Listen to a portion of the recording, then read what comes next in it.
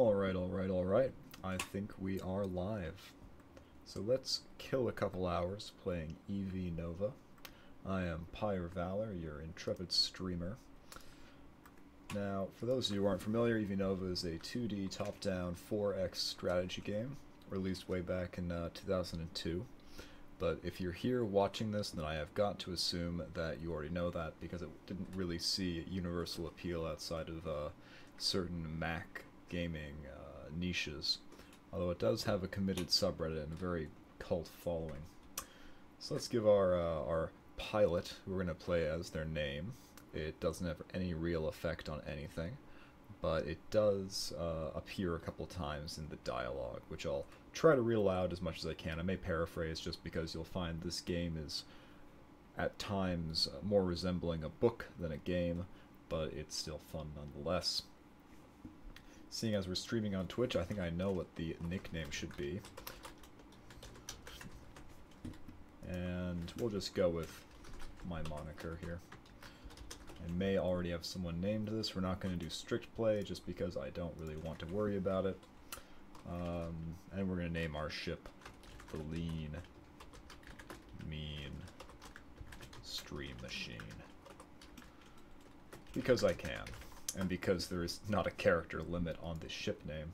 So, boom, there it is. It may truncate it when people are actually trying to address our ship through hails, but we're not going to worry about that.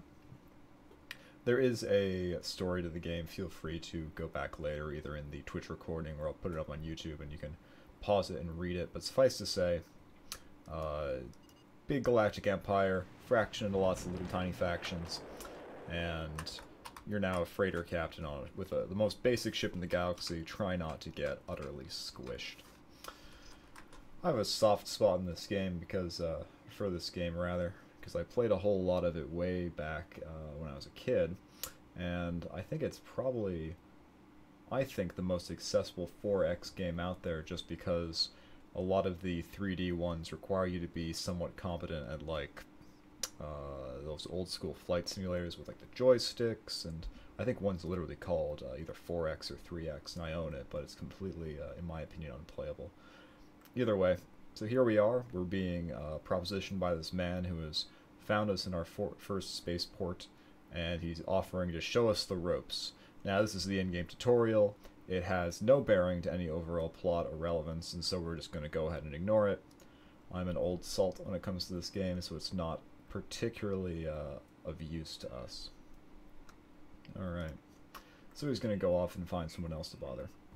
Now, as you can see, the general outline of the planets is you have a nice vignette of the planet surface. You have a small blurb of a description, some fluff, if you will.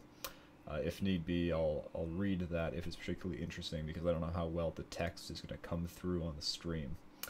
You have an outfitter to outfit your ship with new equipment and upgrades. We're not going to worry too much about outfitting our shuttle because it is the most basic ship in the game, so we're not going to worry about it. Oh, hey. So, we wandered into the spaceport bar, which most planets will have, and everyone in this universe seems to spend all of their time that they're not flying around in their spaceships drinking, and so that's where you tend to get, I'd say, like 95% of your plot hooks is in the bars. So here we have actually gotten a fairly common early game plot hook, which we will most likely take, just because it's interesting. I'll go ahead and read out all this text for you. You are sitting enjoying a few moments of peace and quiet when you see a gaggle of what you can presume to be scientists heading your way. You can tell this by the nervous look and constant checking over the shoulder routine. Yeah, because scientists don't drink. Right. Ah. Are you Pyre Valor, the Lean, Mean Stream Machine? Oh, we sure are. One of them asks as they get closer. You nod and indicate that they should all sit down. Pleased to meet you. The designated spokesman begins. My name is Jerry O'Donnell, and my colleagues and I are keen to employ you. You may notice that like a good 80% of the people in this galaxy are Irish. I get the feeling that a significant portion of the development team was. You wait, wondering if any of these people have ever been outside a lab in their recent memory. We are studying the possibility of further systems beyond the known universe to the galactic south, and are planning a probe launch in the space down there. However, we are unable to pilot a vessel down to launch the probe ourselves. If it's possible for a modest reimbursement, that you could take us there. You sit back, enjoying the thought of making them sweat a little. Two things you say. Where's the launch point, and how much to get you there? Well, oh, also, the scroll speed for some reason is really slow. And there was a way to speed it up, but for the life of me, I can't remember what it was. Two things. Oh, we did that one. Well, very nervous Jerry begins looking over his shoulder. We need to launch from the Contic system. And second, we'll be happy to pay you 50,000 credits for the trouble of getting us there. What do you say? You've heard stories about Contic and how no one ever comes back alive from trying to stay at the place. On the other hand, 50,000 credits is 50,000 credits. Now, 50,000 credits is actually like comically little for this kind of run. We start with 25,000, and that's a fairly paltry sum. But 50,000 is less than some other very simple early milk run missions, and so it's kind of a slap in the face to do this each and every time. But it does get you familiar with the Galactic South and the associated faction that controls that space, and quite frankly, it's just kind of fun, so we're going to do it anyway. Oh, did I see that the Trade Center here, they want ice lizard pelts? We'll talk about that later. So, let's grab ourselves a map, a solar panel, and we can't quite afford a battery. So the solar panel will have to carry us through here. Alright, taking off from System Center, we seem to already have a dogfight between a Rebel Viper and a Federation gunboat. We're not really going to worry about that. Instead, we're going to concern ourselves solely with the completing of our mission. We're going to head to this point on the map, which may not seem far away, but it's actually quite a trip. Luckily, I've played way too much of this, and it will prove to be no problem at all. Now, Evinova is an interesting game because it was made back during the Actually, maybe it was PowerPC days of the Mac OS X operating system, so it actually will not run on current machines without modification. Which means, despite the fact it used to be a Mac exclusive when it was released, nowadays it only really runs on Windows. So there's something to be said about backwards compatibility. But let's not get into Mac versus PC too much, because no one ever seems to come out well in those debates.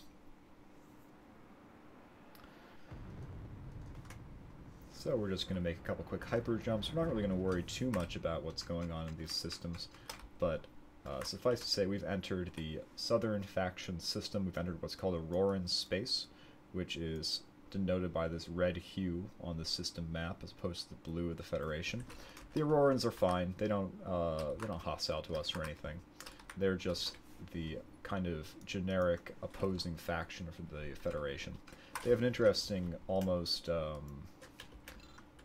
I don't know, Mongolian theme to them, I want to say. They're very combat-oriented, and they're all about honor and dying in worthy combat. So, they're interesting. Like all major factions in the game, they have an associated storyline associated with them that you can stumble upon and then join the Auroran cause. I don't know if that's what we'll do with this one, because it's just kind of not random, but there is a random element to determine which ones you find and how much you want to go around trying to farm for them. So we're not going to be terribly concerned with that. We're just going to take whatever comes along. Now, here's why we bought the solar panel. That gray bar over on the right-hand corner, I can't highlight it with the cursor in the game, but it's the one right to the right of my cursor here, is our energy meter, and it denotes how many jumps we can make from system to system before we have to stop and refuel. Normally, this just, when you deplete it, it stays empty, but a solar panel, as one might expect, allows you to slowly regenerate it using the power of, one would assume, a star, but I don't see a lot of sun-like stars in any of these systems for the most part. There are some later on, but a surprisingly few amount. There's not even a sun in the Sol system. They just don't include them. But anyway. So the Aurorans have planets much like the Federation. Very little changes, except if we go into the bar and check out their news system. They have the Auroran Info Command. And, of course, they just have some generic blurbs about the war effort against the Federation, even though, strictly speaking, in the plot they're at a truce. But we're not going to concern ourselves with that. We've got a delivery to make. if I can remember where to go. I believe it's actually down here. I should probably stop and refuel again. This is the issue when there's not an outfitter to buy a map at, but I'm fairly certain we can do this via Dead Reckoning to determine where we're gonna go. As long as our average distance from this point has a negative rate of change, I'm happy with that slope. So in every system, you might notice that I tab through all the ships in the system on our little screen over on the right, just to check out what's going on, to give you the rundown. At the top, you can see the ship name. Underneath that, you have the particular model of that make, much like cars. In the lower left-hand corner, you have their shields, and when you deplete the shields, they'll also display the hull integrity. And finally, and perhaps most importantly for us for the time being, in the lower right-hand corner, it has their affiliation. So that guy was an Auroran, and then the Aurorans are kind of special because each of the Aurorans have the possibility to be associated with one of the 5 major houses of the Auroran Empire. These guys are part of the Tikal house, which is not surprising as we are in their home system. It won't really come into play unless we go and bother them in their storyline, but it's just kind of an interesting flavor. And here, if we get the map and zoom out, we can kind of see the outline of their controlled space. The red is Auroran in general, the black is the Tikal controlled systems. If you click on them, you can actually see that the government here is Family Tikal, here it's Auroran Empire, and up here it's Federation. There are also pirate controlled systems, Kippa being one of them. In the Auroran space, they're referred to as Houseless Warriors. In the Federation space, they're just plain old pirates. So, we're going to head down to Kontik. We're going to make a pit stop in Tekal Kaman, because that means we'll only have to wait for our solar panels to recharge a single hyperspace unit, as opposed to 2. This is where a battery pack is nice to have, because if you have a battery pack, it increases the capacity for jumps from 3 to 4, and you don't have to make any stops on the way down here. You just go from Tekal right down to Kontik, then right back up to that planet we just stopped on. But we're not speed running this game by any stretch of the imagination. I'm not sure what that would even look like. A speed run of EV Nova would be kind of silly if you ask me. A lot of mashing through text. Alright, you check for other ships as soon as you enter the system, finding nothing active. The only thing your sweep revealed was an ancient hulk of an Auroran cruiser drifting in the distance, and because your sensors could not get a good reading on it, you diligently keep well clear of it. We're ready to activate the probe as soon as we unload it and set it up, Pyre Valor. Jerry says as soon as you land. You waste no time opening the lift hatches and getting stuck into the hard work of unloading the heavy probe. As you look up, the scientists run a pre-boost check and throw the switch. An old-style ion drive lights up, and the probe starts heads up into the unknown. I think that's a typo. And the probe starts heading up. Come on, guys. Your tenses. Well, whatever. It'll take a long time to return any useful data, but perhaps in a couple hundred years we'll find the first of a new series of jumps to take us to uncharted space. Jerry gazes wistfully at the rapidly diminishing probe. You admire his patience and begin to set a course to take them back to Sol and back to the Federation. So Kontik is a little bit interesting, or I should say Kant. Kontik's the system. The planet is Kant, because it's only featured in 2 missions, and it's kind of intentionally just a mysterious system at the edge of space. You can't really go beyond this. There's no systems more southeast of here. But I'll read you the blurb, just because I think it's kind of interesting. This ring world was discovered by the Auroran nearly 2 centuries ago. Upon learning of its existence, they decided to investigate to see if any useful new technology could be gained from it. However, the first group of scientists sent to investigate never returned. Another team of scientists was sent, and they too disappeared. After this, it was decided that these losses were pointless and no longer justified. No more teams were sent, and so the mystery of Kant and its builders remain a mystery. Just kind of fun and intentionally spooky. It has this unique planet graphic as well, which is kind of interesting. They'd spend all the time to make a very unique planet graphic, which is this nice ring structure on it, for a planet only featured in 2 missions. But it adds to the ambiance. We can go check out this derelict ship. Unlike most derelict ships that you run across in the galaxy, you can't board this one, so we can't like loot and pillage it for goods. But hey, whatever. It doesn't really matter. Alrighty, so we just start plotting our trip home, and we get our 50k in the bank. That will go far into upgrading us away from this ridiculous shuttle. The shuttle is... oh no, pirates. Yeah, so there's the houseless, quote-unquote, pirates I was talking about.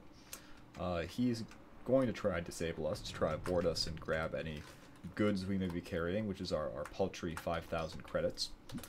But thankfully, when it's just one of them, and when it's just an Argosy, which are, in my opinion, one of the worst ships in the game, they don't really pose much of a threat. So, onward we go. And generally, you'll find the further you get away from quote-unquote civilization, the more prevalent pirates become. So the closer you are to that Kant region, or Kantic region, down in Auroran space, you tend to get more houseless warriors, as their system is down in that area. Just as if you go north in the Federation to the kind of vast reaches of the northern space, you tend to get more pirates as well. Which we might see later, because it's... for some purposes, an interesting region of space. Ooh, I'm getting another alert from a marauder. Just another fancy pirate. Although the marauders are pirates that other pirates don't like, so they're usually pretty easy to find help destroying. Here we have an Auroran Federation battle. We are not going to worry about that. Not my circus, not my monkeys. Same thing here. Zero concern from me. Alright, and with that, we're back at Sol System, completing a mission which took a young me far longer than it did just now. That took us, 17 minutes. Whatever. Alright, so, back in the Sol System, here we have our beloved Earth. You may be familiar with it. There's not a whole lot we can do with our 5K. We could upgrade to a heavy shuttle, but I don't particularly feel inclined to do so, just because the heavy shuttle is not much better than the regular shuttle. I would much rather save my credits and buy just about anything else. So instead, let's take a delivery run. We'll take a nice, easy delivery run to Hannaford, which is 2 jumps away, and will net us 15k credits. As with any 4X game, you have the typical explore, expand, exploit, and whatever the 4th X is. New studies available and prolific. And so, we're going to ignore the fact that I just got an annoying update. And instead, we landed on the right planet. There's no return portion to that mission.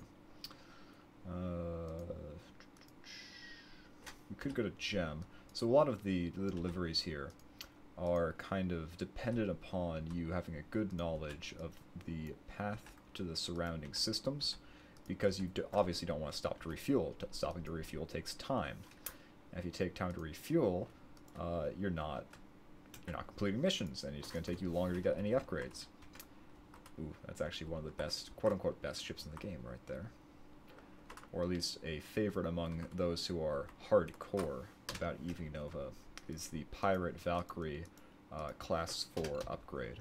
You can't even buy the Class 4 upgrade. You have to capture it in battle, because the versions that you buy in the shipyard are only one of many classes you can find out in space, and there are no ways to do the particular upgrade for the most part. So, gotta capture them instead, but that's half the fun. That rewards people who go the more combat-oriented route. Oh, these vignettes, they're just beautiful. They're just so beautiful. And hey, once again, the bar bears fruit for us. As we step out of our hatch, you are approached by a woman wearing a blue-black uniform. I find that interesting. So, as we step out of our hatch, into the bar. Did we dock at the bar? If so, that's just lends credence to my theory that people in this galaxy drink way too much. Especially if it necessitates the need for docking bays right on the edge of the bar. But anyway. Are you Pyre Valor, Captain of the Lean Mean Stream Machine? She asked quietly as you nod. I'm Samantha Verana, and I am the representative for a courier company, United Shipping. We specialize in moving around small, valuable cargoes like jewelry, business papers, and contracts. We have recently been on the lookout for new pilots who'd be willing to work for us. Are you interested? Let's go with yes, because this is a good way to get lots of both money and improve our relationship with the government and the systems in which we complete the missions in. I'll explain as we go. Excellent, she exclaims, smiling widely. Well, it happens we need someone to head over to the Glitechnia in the Rimshot system and pick up 2 tons of personal effects for a client on Thror in the Jeffjon system. So Jeffjon is a bit of a pain. It's a system where there is a bit of a pirate problem, so we're gonna have to be clever to survive this in our dinky little shuttle. This particular mission has no real deadline, which is slightly unusual as most of our clients want their merchandise delivered in a set time frame. Anyway, Samantha grins happily. Another United Shipping representative will meet you at the other end and will brief you further on what to do next. I'm sure to see you around in the future, Pyre Valor. With that, she gets up, shakes your hand, and leaves. A little bit of a weird recruitment strategy of just find some bloke in the bar, ambush him as he steps off his ship, and just offer him a job. Just, hey, this guy has a package, go get it and deliver it. Just no interview, no resume, no qualifications, no references. Just, yeah, just go to this place, tell him I sent you, and get my package. Oh boy. So this is a wordy one, but this is what I was talking about with the Contic mission only giving you 50k. This one gives you 75,000, has absolutely no risk. You go to a system literally 4 jumps away from Sol, and that's it. It's ludicrously easy. It's just there to give you 75,000 credits, whereas Contic, you gotta go find it, you gotta pass through all of the Auroran space, you gotta, well, if you didn't buy a solar panel, you might run out of fuel and have to ask a passing ship for assistance, and it gives you 2/3 as much? Come on. What are you doing? But hey, it's not really a big deal. So you're sitting quietly, enjoying a cold drink because, dear God, we drink too much, when the man beside you turns and starts a conversation. The space jock lifestyle is a fairly lonely one, with months between seeing old friends, and you're more than happy to chat away for a while with him. It turns out he is an Auroran living in Federation space. When he told you, you look at him somewhat skeptically. But once he explained that he was watched by the government very carefully and had to log all of his travel and movements, you can see that this might be possible. I'm gonna butcher his name here. Charengo, that sounds right, has been living in Fed space since his house cast him out. Ooh, he's houseless. Your limited knowledge of the Auroran lifestyle gives you enough of an idea not to question him further. These things are always a matter of honor, and best left alone. During the course of the night, it becomes apparent that Charengo is something of an entrepreneur, and has organized for a number of Federation citizens to go to the Hourglass system and hunt the dreaded Chungo. Chunjo. He has a number of expatriate Auroran warriors to act as guides, and enough weapons to destroy a small Federation battle group. Oh good. He has run a number of successful hunts, but has run into a snag. His regular pilot was killed when a Kunjo ripped him to pieces. Ooh. Now he is a party ready to leave, but no one to get them there. Suddenly a light comes into his eyes, and you can all but see a light bulb appear next to him. Glad we're still using light bulbs in this year. Say, he asks, what are you doing tomorrow? You feel up to ferrying us to Hourglass and dropping us back on Earth? It won't be too dangerous. The Kunyos aren't mating at the moment. You give him a mixture of disbelief. You look at him in a mixture of disbelief. You've never seen a Kunjo, but you really don't want to. Charengo sees your expression, smiles, and leans closer. There's big money in this. If you do it for me, I'll always be in your debt, and I'll pay you 75,000 credits. You won't have to go to the surface for very long, and you won't even have to leave your ship. Even in mating seasons, Kunyo can't tear through metal. Kunyo? I don't know. It's hard or soft J. Can't tear through metal. What do you say? Of course we're going to do it. You stick out your hand and Chiringo grasps it. I really should be getting everything organized, he smiles warmly. I'll meet you at your ship tomorrow. I'll have my team with me and 4 clients, 3 of which are public servants who are out for a thrill, and 1 who is a much more serious hunter. We'll probably stay on Hourglass for a few days, depending on how the hunt goes, and then we'll return to Earth when we're finished. So, just kind of summarizing the mission for you. We'll maybe save that one until after we do our United Shipping thingamajig. Because it seems this close, we actually have to go 1, 2, 3, 4, 5, 6. And maybe we'll do it now. Yeah, we'll do it now. Just because I find it to be much more amusing than the other mission, and the other mission has no time frame, which is a bit uncharacteristic for missions from the United Shipping Company, because usually they have very tight time frames, balanced with the fact that their rewards are oftentimes far higher than regular mission BBS fare. We're also going to go ahead and buy 2 popular outfits, the gravimetric sensors and the IFF decoder. This will allow us to see the size of ships as well as their affiliation or their hostile status, I probably should say. On our mini-map in the upper right, well bam, gone is that little grayscale thing with dots. Now it's actually like halfway visible. Anyway, let's continue on and hunt these beasts that can apparently tear through solid metal. Someone's shooting at me. Let's not stick around to find out who. At least not to a more capable ship. So, we can actually hail ships with Y. This is the United Shipping's ship. Let's say hello. And he gives us some just generic trading advice that apparently Forticus shipyards is a good place to buy equipment. Good to know. Alright, I think this is the system we want. Yes. Alright. Chiringo has just spent an hour guiding you to a well-used landing site. All around there's dense forest, and the undergrowth is just starting to cover up a number of deep craters. You set down, and the sensors are going wild. As soon as you do, Conjuro and his team leap out of the hatch, brandishing their weapons with gusto. Behind them come the clients, 3 looking like they should be wearing brown underpants, the 4th eyeing the undergrowth intensely. You cycle the hatch closed and watch. A Conjuro suddenly breaks from the undergrowth, flying through the air to attack one of Chiringo's men. At least it would have if a rocket hadn't plowed into his chest before detonating the beast into a rapidly expanding pink vapor cloud. The public servants leap to the ground, pointing their weapons in every direction at once. Chiringo lays about with a continuous laser. Oh, laser about as in lays fire. And in the space of a few minutes, the clearing you landed in is 3 times the size. His men set up the mines and sentry lasers, and the camp takes shape. You stayed on Hourglass for 4 days. The public servants never fired their weapons, but still had some very manly hollow shots taken with killed Conjos. The 4th client made some kills on his own, but they all looked on in disbelief when Chiringo and the guides explained that in the Auroran Empire, warriors hunt Conjo with hand-to-hand weapons. All too soon, you've packed up and are headed home. That's it. We get 75,000 credits for this. Now, what's interesting is there's an element of chance to what happens in that little storyline. So for us, nothing happened. There was no excitement. That is not always true.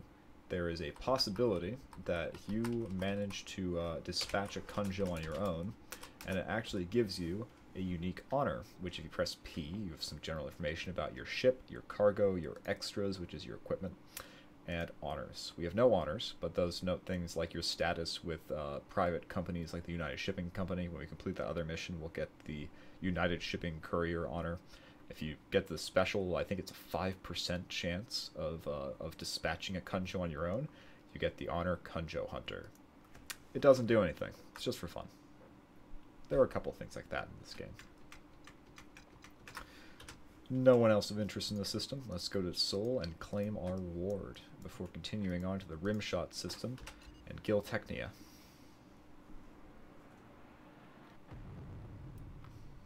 For those of you interested in actually purchasing and checking out EV Nova on your own computers, it's not entirely straightforward in how you do that, seeing as Ambrosia, the company that used to serve as the distributor, has since gone out of business. but you can still find it, and it's quickly becoming abandonware now that you can't purchase it legitimately, at least when I last checked. Well, Conjero smiles. Here's your pay. He hands you a chip and you both watch as men unload the equipment. The clients are meeting their family and friends, showing them the stage hollows and waving their arms around, miming the awesome shots that killed the beasts.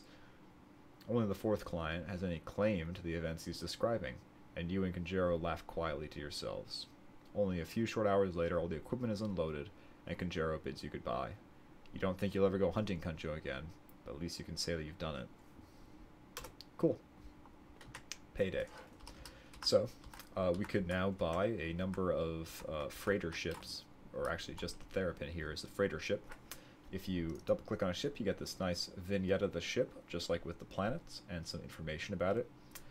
The Terrapin is pretty bad in terms of running missions and doing really anything besides cargo runs, because it's very, very slow. I'd much rather have a Starbridge, and I'd much rather have a Pirate Starbridge. But we'll cover that later. We still have some money to make before that becomes a possibility, because we are still kinda broke. But hey, that's half the fun. Anyone going on in the system? No, just some Sigma ships. A alternative storyline we'll get into later. Ooh, so gotta watch for your hyper jumping. That almost took out our shields, just jumping through that little fray. Let's buy a map. Hit the bar. Nothing. Alright. Oh. It's an interesting name on that Terrapin. But no unique dialogue for D. Olivao. Olivao? I don't know. But he's saying hello, lean, mean stream machine. Hello to you too. Here we are. So, as you see, the planet denoted on our minimap is orange, which means usually we're not allowed to land on it, because they are, well, no record, but they're unfriendly, basically. But because we have a mission here, it overwrites that, allows us special clearance to land. And so everything goes as planned. Excellent. Giltechnia is kind of known for being an equipment planet. They sometimes have some interesting, unique weapons and ship modifications, but currently this is pretty much just generic stock. We're not going to worry too much about it for the time being. We'll be back here, I'm sure, several times. Now, to head to that rough and tumble system I was talking about, it is thankfully only 6 jumps away, so we only have to refuel once in Seoul. Evinova is nice because it's very relaxing. You just kind of kick back. If you want to just run some missions, you pick up some missions, you deliver some cargo. Maybe you do some trading, trade some commodities, which you might get into later. Or if you want something a little more exciting, you can challenge yourself to do some combat, defeat some pirates. Later on, you can like take over planets. It's actually it's a surprisingly deep game for one that was released way back in 2002. I should also mention it's the 3rd game in a series. That there's EV or Escape Velocity. There's Escape Velocity Override, and this is Escape Velocity Nova. I've played the other 2, and in fact, if you have Escape Velocity Nova, there are official plugins for it, which turn it into the other 2 games, but none of them quite have the same degree of polish as EV Nova, and so I'd recommend if you are interested in this game, if it looks fun, start here, and then you can work back to the earlier 2, which are more rudimentary. Alright, you were met by a man wearing the same blue-black uniform that Samantha had been wearing. My name is Sean Clark. He introduces himself as he shakes your hand. Welcome to United Shipping. I take it you have the package? You nod and begin to unload your cargo with the aid of a nearby dock worker. Well done. He compliments you when you're finished. I'll take care of this one for you, but in the future all deliveries are to be taken to the deliveries office, and the staff there will notify the intended recipient on the arrival of their package. So we're essentially working for UPS here. We have given you access to accept United Shipping's mission through the mission BBS, he informs you seriously. Obviously, some missions will be more valuable than others, but I'm sure you'll notice that as time goes on, we have now logged you as an official UN shipping courier. And so if you were to ever in need of assistance, you can call in the aid of any nearby UN shipping ships, and they will offer their aid. We make sure to look after our own, because precious few others are prepared to look after us. Speaking of looking after our own, I've authorized a transfer of 10,000 credits to your account. In the future, this will be automatically forwarded to you upon completion of a delivery. I wish you luck, Captain Pyre Valor. He finishes, shaking your hand again. I'm sure we'll see each other again in the future. So there we go. We have one of those honors, and now we have the option to get UN shipping deliveries. At the moment, we're not going to worry too much about that, just because there are more interesting things to do. We are going to worry about getting out of the system alive, though. That's a lot of pirates. Let's not stick around. Bye-bye. That is why I was concerned about... Oh dear. My face. So, we're going to hand out some bribes. Yeah, sure. Hello. Fine. Just so they'll leave us alone. And then let's ask this trader for assistance. And accepts his price. So, pirate tax. A little bit of a pirate tax. That's the pain. The price you pay for piloting a shuttle. Speaking of which, may have been a bad idea to ask a shuttle for assistance, because he's going to take a long time to get here. But I got nothing but time. So this works just fine for me.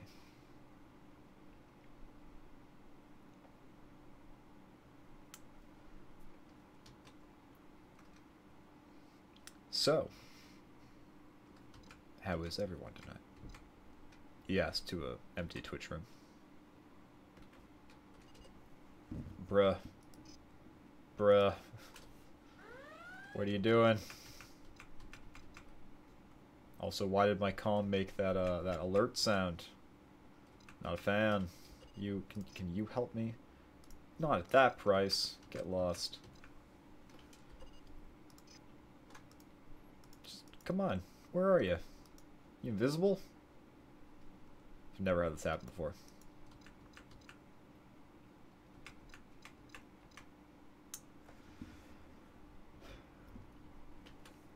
But yeah, it's a great game.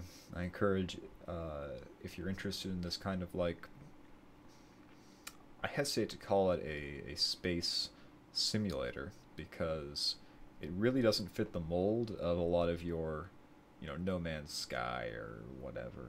The things that are just glorified flight sims with extra steps. This is just kind of its own beast, and I wouldn't have it any other way. I think it's a great game. I think it's a unique and novel experience. And, wonder where that shuttle's at. And why they keep making that alert noise. Something funny may have happened here. Can you give me... Ugh. Fine. Fine. I'll pay you your exorbitant fees, because I don't think that shuttle is behaving properly. I think it might be bugged. I've never encountered that before. That's a new one. But hey, isn't that the streaming curse, that it just sometimes it be like that?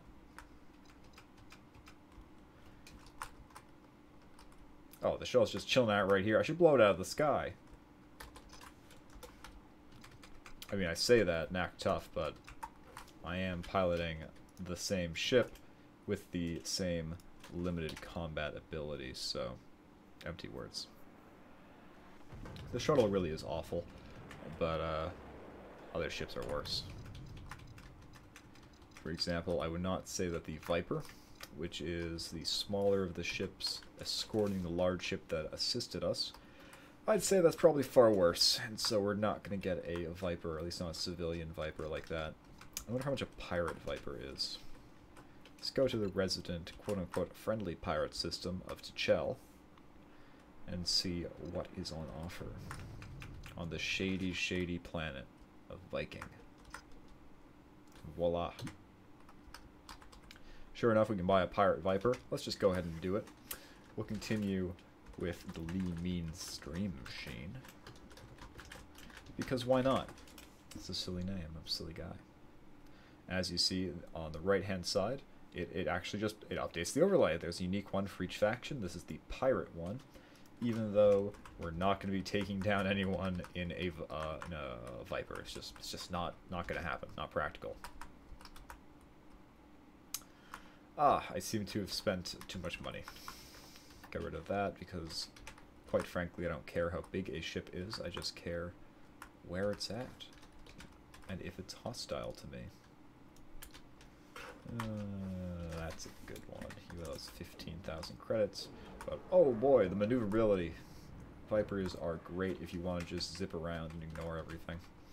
But that's kind of counter to what we want to do because it's not as interesting as getting stuck into it. But on the plus side, they jump really fast.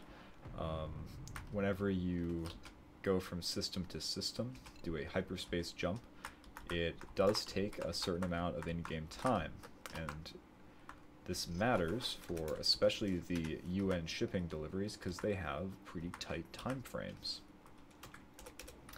But thankfully for us, Vipers are fast in hyperspace as they are in regular space. Also, here's a bit of an amusement.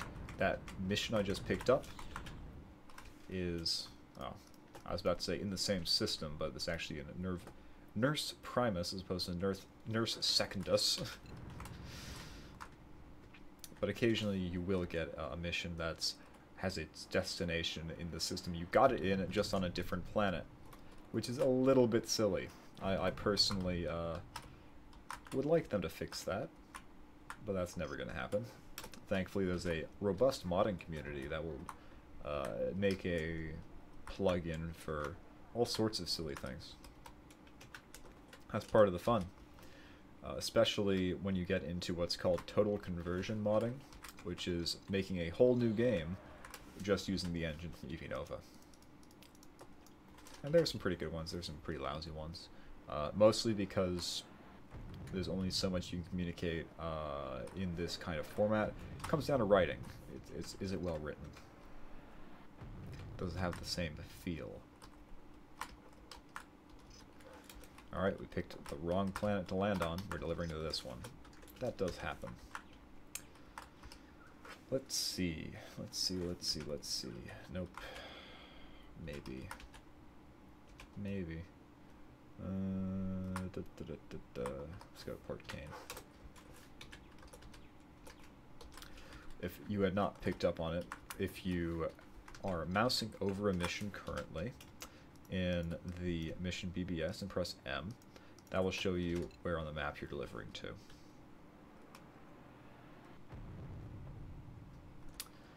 Unfortunately, the Viper, like the shuttle, only has a capacity of 3 jumps. We could remedy this by getting a battery. I'm just not sure it's completely worth my time. I don't plan to keep this ship for too long.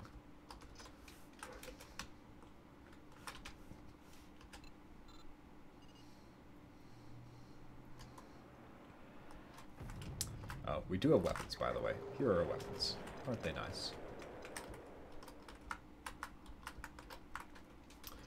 They are, as they say, not impressive. Ah, okay. So, here's another kind of easy milk run mission. You're sitting at the bar, listening to abysmal music blared by a nearby jukebox and sipping your latest brew, when you notice a strangely dressed man walking towards you. Hey dude, you must be Pyre Valor. Mind if I call you Twitchy?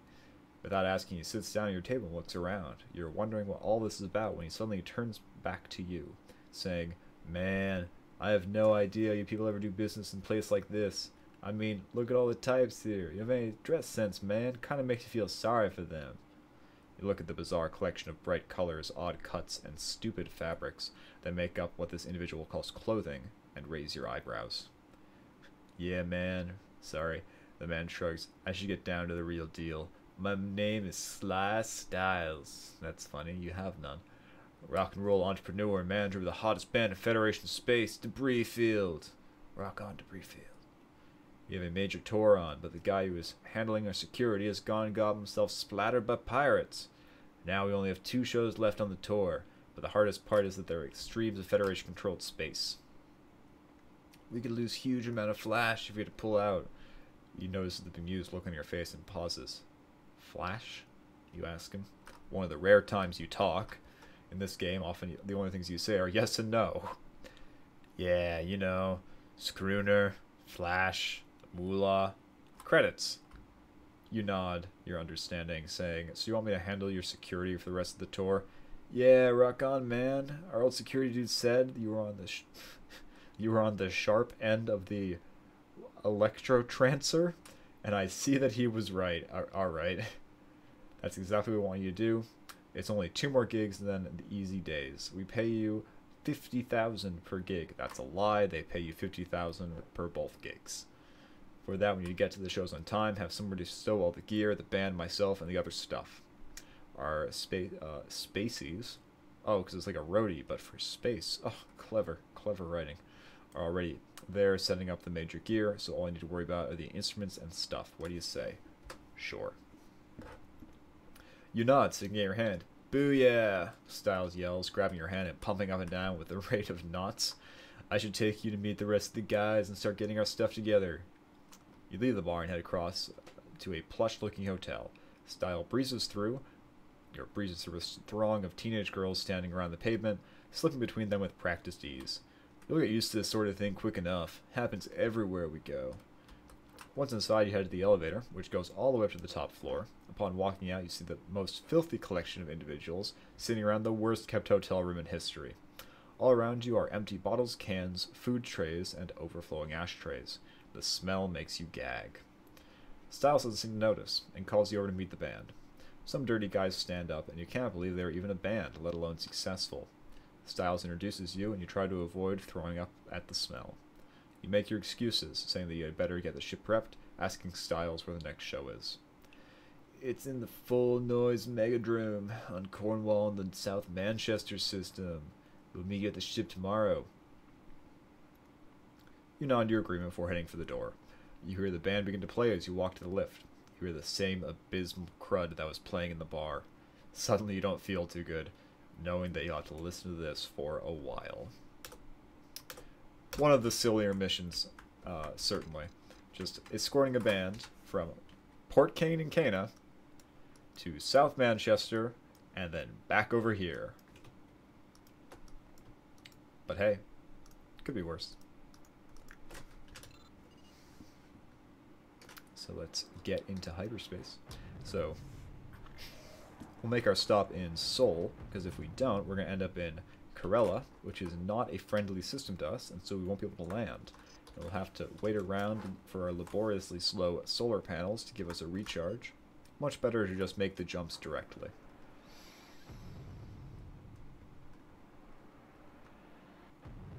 As you can see, in the lower left-hand corner, you get some basic information about where you're jumping to and the amount of time it takes.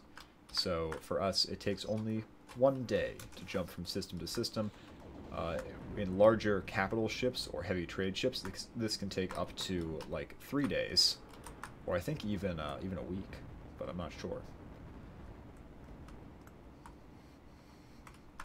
So once they're done with the little firefight between the Federation and this Auroran, we're going to, well, I want to watch, but oh, I missed it. We're gonna land on our Goliath or I think Cornwall actually, yeah, Cornwall. And continue with our little mission. You stand around at the debris field concert, watching hordes of teenage girls scream at them. The concert is to promote the band's new album, Groove Till You Vomit. Oh, good. You can tell that the people who wrote this had a great respect for, like, grunge.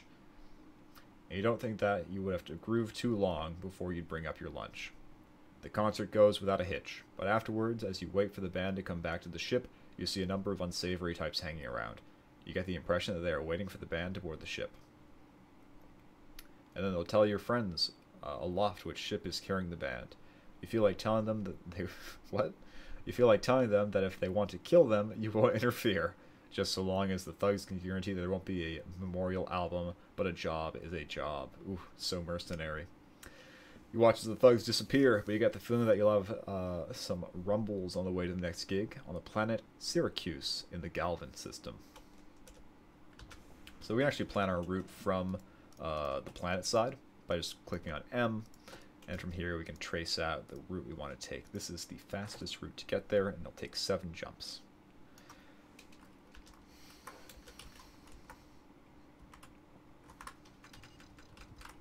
Oh look, a cryptopod. How strange. It doesn't like me. Bye-bye. Let's not stick around to see what the cryptopod does. Or alternatively, that could be the pirates following us to get the band. Let's wait for just a moment. We seem to have shook them. Truth be told, it may have been the cryptopod, because this mission spawns a predetermined amount of pirates. They follow you from system to system to the next gig until you either get to the system or they're all destroyed. The cryptopod is an absolute beast, and probably just destroyed them all. That's why we're not going to go bothering the cryptopod anytime soon. Oh. This is someone who worked on the game. Jason Cook. He has a special hail, and will always give you assistance. But, you know, nice little insert. All the ATMOS crew have one. That just happens to be his. It's one of the bigger and flashier ones. We're not going to worry too much about, oh, drat, I can't actually take that mission. Do I care about the band? Yeah, I should probably finish my mission. But yeah, fun to see the employees of ATMOS be represented in the game in their own little special ships. Ships that are allowed to do things like break the rules. And so if you're able to destroy and capture the ship, you are able to pilot a very silly version of an existing ship in the game. So here we have a pirate upgrade of the ship we saw earlier back in the context system. A little bit more capable, and I don't particularly feel the need to fight it, but I've entered slow mode. Okay, exiting slow mode, we're just going to leave, because I think I'd actually lose to them. Yep, and here we are at our destination. Despite the possibility of death, you are still amazed that the entire battle went off to the dulcet tones of debris fields chanting "Rock on" and "Fire it up" in between their noise. You managed to fend off the attackers and make to Syracuse. Truth be told, you wouldn't care if the band had been killed, but the money's good, and now you just have to watch the show and get paid. You are standing in front of the stage, looking for would-be unsavory types, and seeing them everywhere, since none of the fans seem to have watched in a decade. We notice a commotion on stage.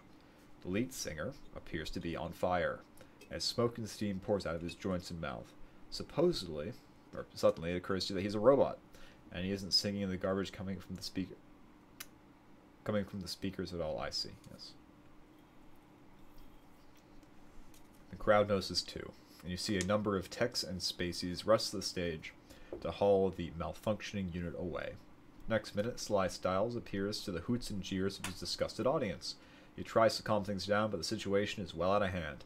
You quickly vault onto the stage, grab Styles, and hustle him off amid a barrage of empty cups and cans. A riot ensues. After the federal troops have calmed everything down, you make your way back to your ship. You have your money, but it seems that Styles is on his way to prison for false advertising and fraud. The feds let you go, considering that you only joined the motley crew recently, and they kindly let you keep your pay. You conclude this is show business. You are better off avoiding it.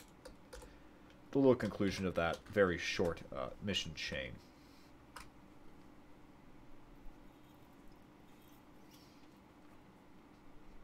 So there we go. A little taste of EV Nova for the curious among us.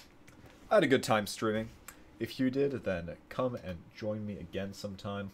I definitely will be streaming this game again soon because, quite frankly, it's one of my favorites. Until then, have a good one.